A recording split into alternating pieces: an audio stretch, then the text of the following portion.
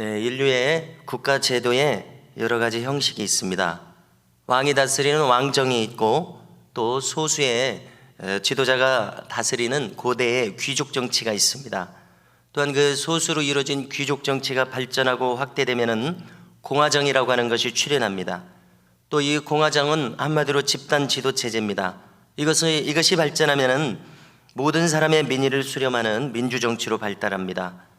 그리고 이제 인류가 역사가 발전함에 따라서 왕정은 점점 사라지고 민주정이 흡수됩니다. 그래서 영국이나 일본처럼 입헌 군주제로 변형이 됩니다.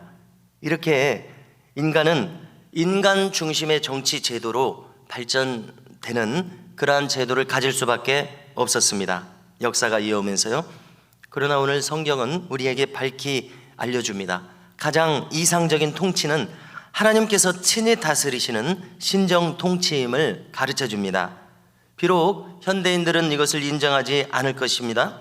그렇지만은 영원이라는 관점은 우리에게 분명히 알려주고 있습니다. 오직 하나님께서 직접 통치할 때만이 바로 온전한 통치가 됨을 알려주십니다. 사무엘은 오늘 말씀을 통해서 우리가 어제 그제 본문을 통해서도 이런 점이 나타났었습니다. 이것을 분명히 합니다. 그러므로 이스라엘이 이 왕을 구한 것이 하나님 앞에는 명백한 잘못임을 가르치고자 합니다. 그래서 어떻게 합니까? 16절을 보니까 여호와께서 행하시는 이 큰 일을 너희는 보라 이렇게 합니다. 그러면 그 큰 일의 내용은 무엇입니까? 17절에 보니까 읽어드리면요, 오늘은 밀 베는 때가 아니냐.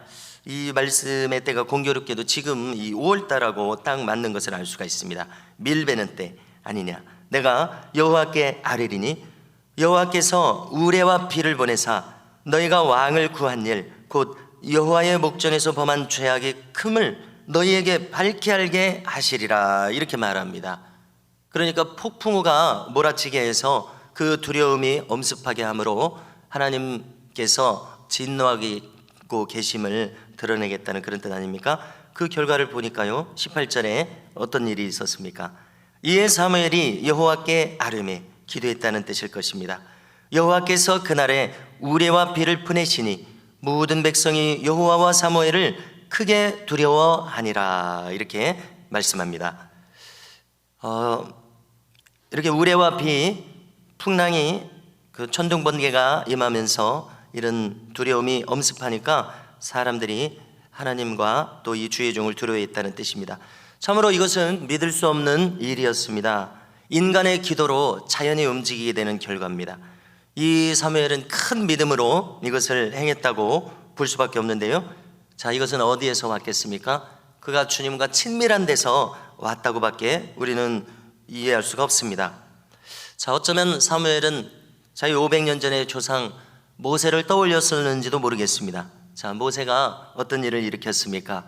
10가지 재앙을 일으키기도 했지만 결정적인 것은 홍해바다 앞에 당도했을 때 지팡이를 드니까 밤새 동풍이 불어서 홍해바다가 갈라지는 일이 있었습니다. 이것은 이스라엘 역사에서 가장 큰 일 중에 하나였습니다. 그런데 어떻게 이 모세를 통해서 이런 일이 가능했습니까? 그것은 바로 하나님께서 이 천지를 친히 지으신 창조주시기 때문에 그것을 하나님께서는 그분의 뜻대로 마음대로 행하실 수 있다는 사실입니다. 이처럼 성경은 수도 없이 자연 만물이 하나님께 복종하는 장면을 보여주고 있습니다. 이것을 얼른 새겨보면요, 엘리야 선지자가 기도했을 때 3년 반 동안 비가 오지 않았습니다. 그의 기도의 결과였습니다. 그러나 비가 오게 해달라고 다시 기도했을 때 비가 내렸다고 신약 성경에서도 기록합니다. 또 여호수아가 이 가나안 땅을 정복할 때에 가나안 땅을 또 대표적으로 아모리 족속이 거하고 있었다고 했습니다. 아모리 족속을 물리칠 때에 태양아 머물러라 그러자 태양이 종일 중천에 머물러서 치지 않았다 이렇게 기록합니다. 너무나도 놀라운 일이죠. 또 주님께서도 풍랑을 명하여 잠잠케 하셨습니다. 이가 뉘인고 제자들이 놀랬었습니다. 자, 이 모두가 기도를 통해서 하나님과 교통하는 사람들이 일으켰던 일이었습니다.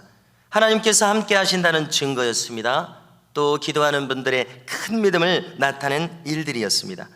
히스기야도 아하스의 일용표가 십도를 물러가게 했다고 기록하죠.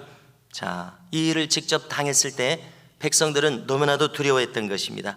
그래서 그들이 무엇이라고 이야기합니까? 이제 두려워서 하나님 앞에 그들이 뭐라고 말하는지 19절을 보니까요, 읽어드립니다. 모든 백성이 사무엘에게 이르되 당신의 종들을 위하여 당신의 하나님 여호와께 기도하여 우리가 죽지 않게 하소서. 참 재밌는 표현입니다. 나의 하나님, 우리의 하나님 이렇게 말하는 것이 아니라 사무엘 보고 당신의 하나님 이렇게 이야기합니다. 무엇인가 사무엘은 하나님과 가깝고 이렇게 지금 두려움에 떠는 자기들은 하나님과 먼 것 같은 것이 느껴지는 것 같습니다. 그래서 우리가 우리의 모든 죄에 왕을 구하는 악을 더하였나이다, 이렇게 자기들의 이 영적 현실을 그대로 실토할 수밖에 없었습니다.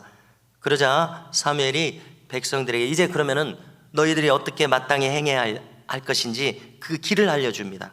20절 이하에 있습니다. 20절과 21절을 찾으셔서 함께 읽고자 합니다. 함께 읽으십니다.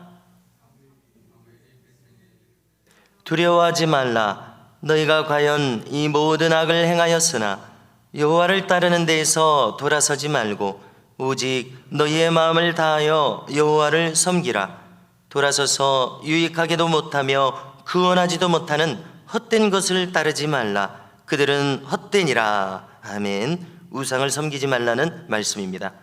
자, 또 사무엘은 계속해서 말하기를 하나님께서 너희를 택하셨은즉 어떻게 한다고 하십니까? 자기 이름을 위해서라도 너희를 버리지 아니할 것이라, 이렇게 말합니다.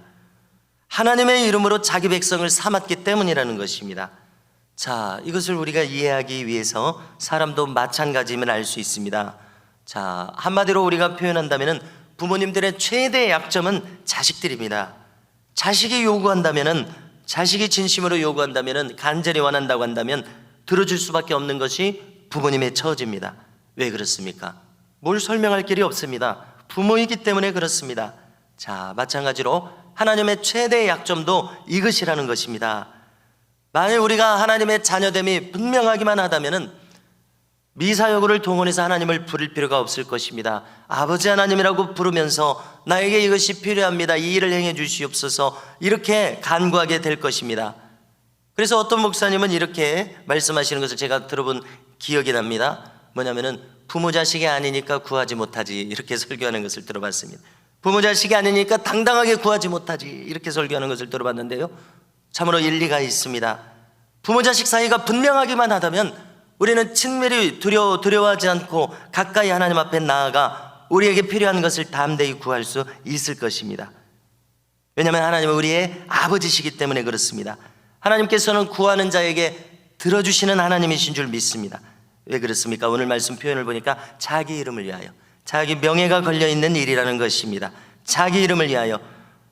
시편 23편에서도 다윗이 말하지 않습니까? 자기 이름을 위하여 우리를 의의 길로 인도하시고 원수의 목전에서 상을 베푸신다고 이야기하십니다.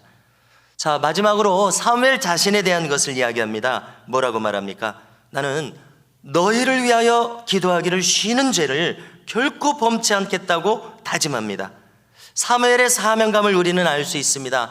그처럼 하나님을 벗어나고 우상을 숭배하는 이 백성들을 위한 사명이 자기에게 있다는 이야기 아닙니까? 마치 모세도 이 백성을 구원치 않으시려거든 차라리 제 목숨을 걷어가시옵소서, 40일 금식을 3일 연속으로 세 차례 연속으로, 이렇게 성경학자들은 이야기합니다. 40일 금식을 시내산에서 3차례 연속으로 한 것이 된다고.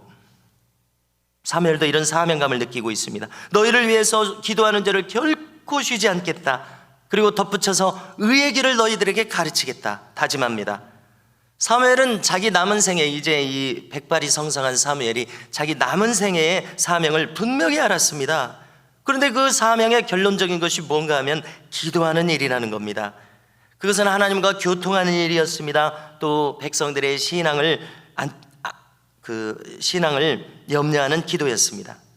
자, 이것을 통해서 우리는 실로 사무엘의 생애가 어렸을 때와 이 노년의 때 처음과 나중에 똑같은 것을 알 수가 있습니다.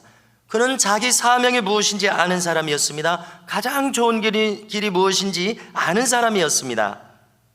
자, 우리는 에녹이나 아브라함, 또 사무엘이나 다니엘, 그리고 주님과 사도 바울과 같은 분들의 특징이 모두 기도의 사람들이라고 하는 사실을 발견합니다. 인간에게 가장 좋은 길이 바로 이것임을 우리는 엿보게 됩니다. 하나님과 가까이 친밀하게 교통하는 일 말입니다.